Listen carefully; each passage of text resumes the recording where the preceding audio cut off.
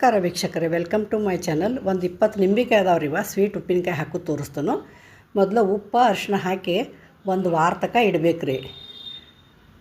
ಉಪ್ಪು ಅರಿಶಿನ ಅಷ್ಟು ಹಾಕಿ ಒಂದು ವಾರ ಇಟ್ಬಿಡ್ಬೇಕು. ಅವ್ನು ಹಂಗೆ ಉಪ್ಪು ಅರಿಶಿನ ಎಲ್ಲ ಹೇರ್ಕೋತೈತಿ. ಉಪ್ಪಿನಕಾಯಿ ಭಾಳ ಚಲೋ ಆಗ್ತಾವೆ. ನೀವು ಈ ಥರ ಮಾಡಿ ನೋಡಿರಿ. ಒಂದು ಬಾಟ್ಲಿ ಒಳಗೆ ಹಾಕಿ, ಕಾಜಿನ ಬಾಟ್ಲಿ ಒಳಗೆ ಹಾಕಿ ಒಂದು ವಾರ ತನಕ ಇಟ್ಬಿಡೋದ್ರಿ. ಇವನು ನೋಡಿರಿ, ಒಂದು ವಾರ ಆದಮೇಲೆ ನಿಮ್ಗೆ ತೋರ್ಸಾಕತ್ತೇನೆ. ಒಂದು ಕಡಾಯಿ ಇಟ್ಟು 1 ಸ್ಪೂನ್ ಮೆಂತೆ, 1 ಸ್ಪೂನ್ ಸಾಸಿವೆ, 1 ಸ್ಪೂನ್ ಜೀರಿಗೆ ಮತ್ತು ಒಂದು 12 ಮೆಣಸ್ಕಾಳು, ಕರಿ ಮೆಣಸ್ಕಾಳು ಹಾಕಿ ಚಲೋ ತಂಗೆ ಹುರ್ಕೊಂಡು ತಕ್ಕೋಬೇಕ್ರಿ. ನೋಡಿರಿ, ಹುರಿದಾವು.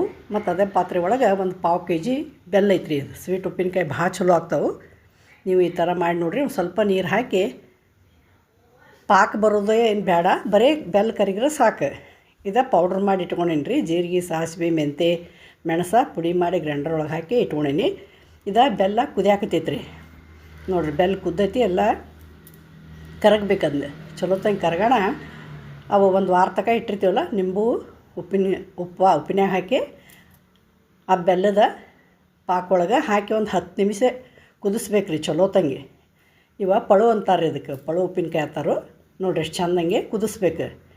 ಕುದಿಸಿ 10 ನಿಮಿಷ ಕುದಿಸಿದಾದ್ಮೇಲೆ ಅದು ಪೌಡ್ರ್ ಮಾಡಿ ಇಟ್ಕೊಂಡಿದ್ದೀವಲ್ಲ, ಅದನ್ನು ಪೌಡ್ರ್ ಹಾಕಬೇಕು. ಮತ್ತು ಒಂದು 4 ಸ್ಪೂನ ಅಚ್ಚ ಖಾರದ ಪುಡಿ ಹಾಕಬೇಕು. 1 ಸ್ಪೂನ್ ಹಿಂಗೆ ಹಾಕಿ, ಮೊದಲು ಉಪ್ಪು ಹಾಕಿರ್ತೀವಿ. ಉಪ್ಪು ಒಂದು ಸ್ವಲ್ಪ ಹಾಕ್ಬೇಕು ರೀ.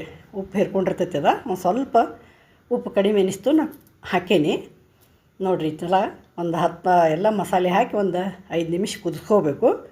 ಕುದಿಸಿ ಗ್ಯಾಸ್ ಆಫ್ ಮಾಡಿ ಹಂಗೆ ಮುಚ್ಚಿಟ್ಟು ಬಿಡಬೇಕು ರೀ. ಇದನ್ನು ಆರಾಕ್ ಬಿಡಬೇಕು. ಮತ್ತೊಂದು ಸ್ವಲ್ಪ ಉಳಿದಿತ್ತದ, ಅದನ್ನು ಮಸಾಲೆ ಅದ್ರಾಗ ಹಾಕೀನಿ. ಮತ್ತು ಮಸಾಲೆ ಹಾಕಿದ ಮೇಲೆ ಒಂದು 5 ನಿಮಿಷ ಕುದಿಸಿ ಮುಚ್ಚಿ ಗ್ಯಾಸ್ ಆಫ್ ಮಾಡಿಬಿಡ್ಬೇಕು ರೀ. ತಣ್ಣಗಾಗಕ್ಕೆ ಬಿಡಬೇಕು.